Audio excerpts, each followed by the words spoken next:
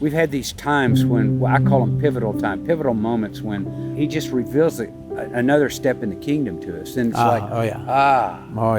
So one of those was probably 7 or 8 months ago. We're sharing about, well, maybe we just need to get some guys together from Honduras, guys that we see working on them and see what'll happen. So why don't you describe it? The beautiful thing of that is that these guys were just regular men, sinners, unchurched, nothing special about them, just countrymen, countrymen. They were very like the guys that we want to reach out to. The only difference had been that God was working in their hearts, that for some reason they had understood the kingdom and the light had come on and they wanted to we're looking for something different.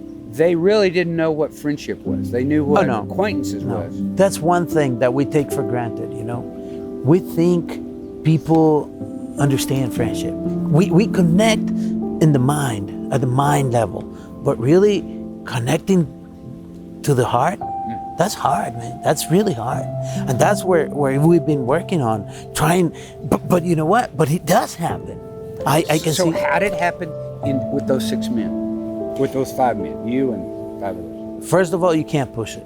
It has to be natural. It has to be God. If God's in it, is not in it, there's nothing. We started talking about transparency and authenticity and accountability. So what happened then with these guys, with each other? We started talking about that. Hey guys, why don't we put the foundation here? We really need to be transparent, to be accountable, to be responsible to each other. So you did that for 6 or 8 months? For 6 or 8 months, spending time with us, all of us together, praying for each other, asking tough questions, Rev.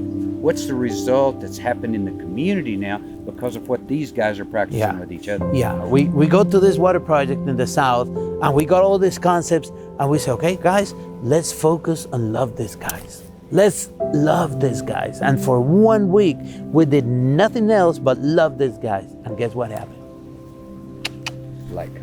Guys, come on, a few guys, not very many. I mean, I'm talking 1 or 2 guys. Actually, we have 2 guys there. And things started turning around. These guys get so excited and they're calling us, when are you gonna come again? What can we read? What we can do?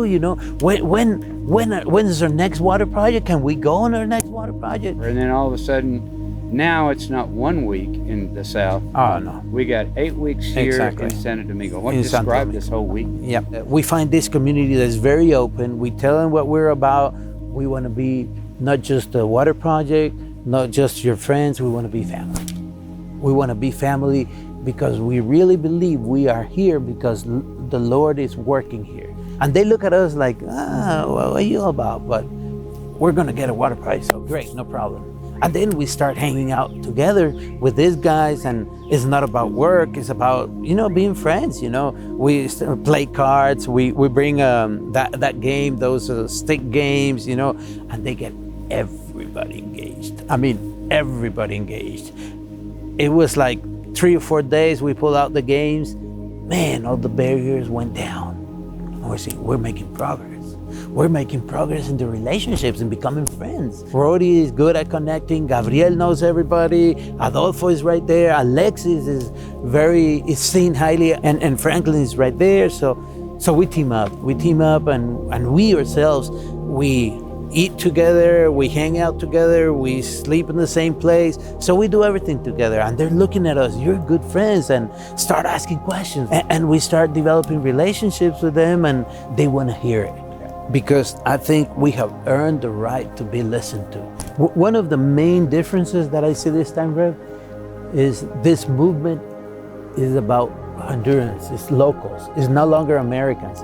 Americans do play a big role. The main role is local Hondurans, countrymen, just like them, exactly like them. You put 1 or 2 guys in that village who've been changed by the power of the gospel, and it becomes this it's the gospel. Incredible, it's the drawing card. God's alive, he's changing my life, and they see what he was and now where he's at, and then the hunger starts. It's sort of like we push this ball up to the top of the hill, and God's got us to this point. And now it's the momentum's starting together because we understand how the culture works and how the kingdom fits and they're through relationships and not through programs and not through teaching, through these relationships and how it opens their heart up in powerful ways. Yeah, it's just like Jesus. Jesus was friends of sinners. Yeah. And that's what we've been doing, becoming friends with sinners. And they love it. Well, again, thanks for all you're doing, folks, for praying for us and to see God at work. Oh, man. Thank you.